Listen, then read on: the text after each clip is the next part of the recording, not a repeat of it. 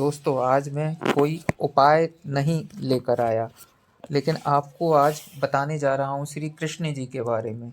उनका जीवन कैसा था, उनकी सोच कैसी थी और उनका नज़रिया कैसा था। भगवान श्री कृष्ण जी का नज़रिया सबसे आधुनिक, जो हमारे जीवन को बना सकता है खुशहाल। भगवान कृष्ण के जीवन में ऐसे कई प्रसंग हैं जो हमें सिखाते हैं कि हम अपने व्यक्तिगत, पारिवारिक, बिजनेस, सामाजिक जीवन में कैसे संतुलन बना सकते हैं और इन चारों भागों में सुख, शांति और सफलता कैसे लाई जाए। निजी जीवन यानी खुद के लिए निकाला गया समय।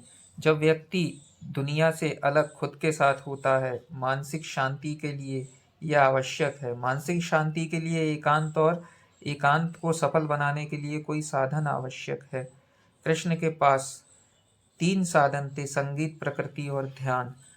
ब्रज मंडल में यमुना किनारे एकांत में बांसुरी की धुन उन्हें मानसिक शांति देती थी। दूसरा, प्रकृति के निकट रहने के लिए कृष्ण अक्सर यात्राएं करते थे। एक राज्य से दूसरे राज्य। तब वे धरती से असुरों का साम्राज्य समाप्त करने के लिए निकले थे, तो एक राज्य से दूसरे राज्य के बीच की यात्रा वे प्रकृति के निकट ही करते थे।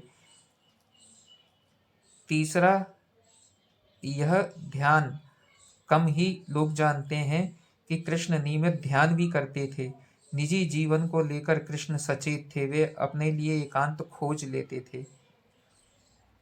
परिवार कैसा हो, उनके संस्कार कैसे हों, ये भगवान कृष्ण के जीवन से सीखना चाहिए। परिवार की कमान एक हाथ में होनी चाहिए। द्वारिका में जब भगवान कृष्ण होते थे तो सारे राज्य का संचालन उनके हाथ में होता था, लेकिन परिवार का संचालन रुक्मिणी के हाथ में होता था। परिवार में सदस्यों का सम्मान कैसा होना चाहिए, इसका सबसे अच्छा उदाहरण भगवान में है। जब भगवान कृष्ण रुक्मिणी का हरण करके लाए तो रास्ते में रुक्मिणी के भाई रुक्मी से उनका युद्ध हुआ। भगवान कृष्ण ने रुक्मी का आधा गंजा असर करके छोड़ दिया। अपने भाई का अपमान देख रुक्मिणी असहज हो गई। द्वारिका पहुंचते ही बलराम ने रुक्मिणी से कहा कि कृष्ण ने तुम्हारे भाई के साथ जो किया उसके लिए मैं तुमसे क्षमा मांगता हूँ। तुम अब इस घर की सदस्य हो, तुम्हें यहाँ वैसा ही सम्मान मिलेगा जैसा तुम्हें अपने परिवार में मिलना चाहिए। बलराम की इस बात से रुक्मिणी एकदम सहज हो गई।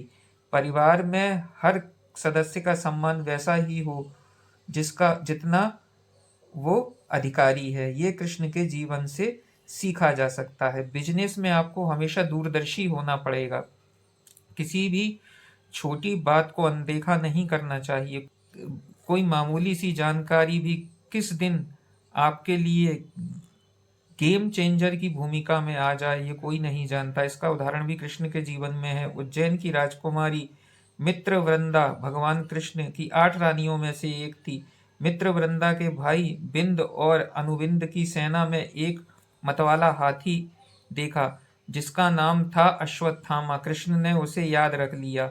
सालों बाद जब कुरुक्षेत्र में कौरवों और पांडवों के बीच युद्ध लड़ा जा रहा था और द्रोणाचार्य कौरव सेना का नेतृत्व कर रहे थे, तब द्रोणाचार्य के वध के लिए उन्होंने अश्वत्थामा के हाथ नाम के का उपयोग किया। अश्वत्थामा वही हाथी जिसका नाम का उपयोग किया गया।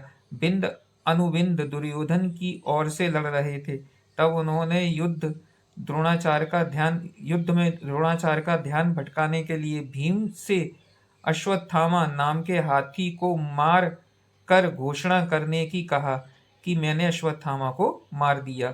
यह कूटनीति काम कर गई और द्रोणाचार्य ये समझ बैठे कि भीम ने उनके बेटे अश्वत्थामा को मार दिया और युद्ध से उनका ध्यान हट गया। वे ध्यान लगाकर बैठे और धृष्टद्युम्न ने उन्हें मार दिया।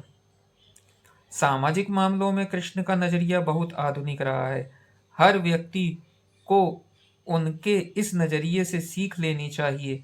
नरकासुर नाम के राक्षस ने 16,100 महिलाओं को बंदी बना रखा था। वो उनसे बारी बारी बलात्कार करता था। कृष्ण को जब ये पता चला तो उन्होंने नरकासुर को मारकर उन महिलाओं को छुड़वाया। वे अपने घर लौट गईं। कुछ समय बाद वे सब फिर लौटी, क्योंकि बलात्कार पीड़ित होने के कारण उनके घर वाले उन्हें अपनाने को राजी नहीं थे। वे सब मर जाना चाहती थीं। भगवान कृष्ण ने उस समय एक क्रांतिकारी निर्णय लिया। उन्होंने सभी महिलाओं से कहा कि आज से वे कृष्ण की पत्नी कहलाएंगी। उन्हें पूरा सम्मान और सुविधाएं मिलेंगी। कृष्ण कहते हैं कि समाज में क्रांति लानी है तो शुरुआत खुद ही करनी होगी। आप दूसरों के भरोसे समाज को नहीं बदल सकते। तो भाइयों, कृष्ण के बारे में ये जो कुछ जानकारियाँ थीं, जिससे हम अपने जीवन में बहुत कुछ सीख सकते हैं। कैसी लगी आपको ये जानकारियाँ? कमेंट करके ज़रूर बताना मित्रों, भाइयों, बहनों। और मेरा अगर ये चैनल अच्छा लगता है तो कृपया कर इसे सब्सक्राइब ज़रूर कर दें मित्रों, जिससे मैं आपके लिए और भी अच्छी रोचक जानकारियाँ, उपाय, अच्छी वीडियोस लाता रहूं। तब तक के लिए नमस्कार दोस्तों। जय श्री राधे कृष्ण।